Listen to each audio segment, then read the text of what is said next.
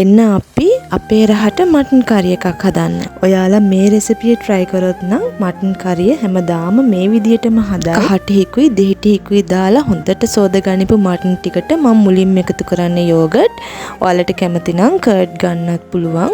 ඊට පස්සේ බෙදපු 3-5 කුඩු මිරිස් කුඩු, ගම්මිරිස්, ලුණු, කහ, පොඩි කරගනිපු මිංචි කොළ 2-3ක් දාලා හොඳට ඒ ටික මිශ්‍ර කරගන්න.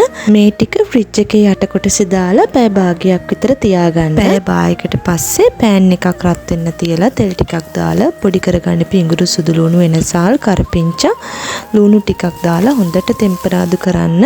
දැන් මම මේකට එකතු කරගන්නේ පොඩියට කපපු අල කෑලි ටිකක්. ඒකෙන් මාරම රසක් මේ මටන් කරියට එනවා.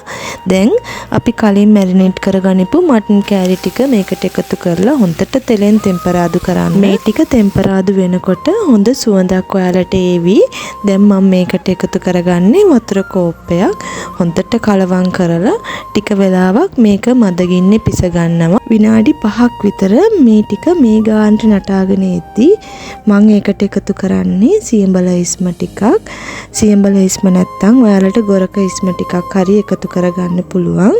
ඊට පස්සේ පොඩියට කපපු තක්කාලි ගෙඩියක් 2-3ට පළපු අවමිරිස් කරල් දෙකක් මම එකතු කරගන්නවා. මේ ටික වෙලාවක් තැම්බෙන්න දීලා අන්තිමට මම එකතු කරගන්නේ කුරුඳු කුඩු ටිකක්. ඒකෙන් හොඳ සුවඳක් වගේම රසක් මේ මටන් කරි එකට එනවා. මේ කරි එක ඔයාලා කැමති ගාන්ට උකුවට ආවහම ලිපෙන් බා ගන්න. මේක මාරම රස කරි එකක්. මටන් වලට කැමති නැති කෙනෙක් ඉන්නවනම් චිකන් වලින් try කරලා බලන්න. මේ වගේ recipes දැනගන්න අනිවාර්යෙන් follow කරලා තියාගන්න. ගිහින් එන්නම්.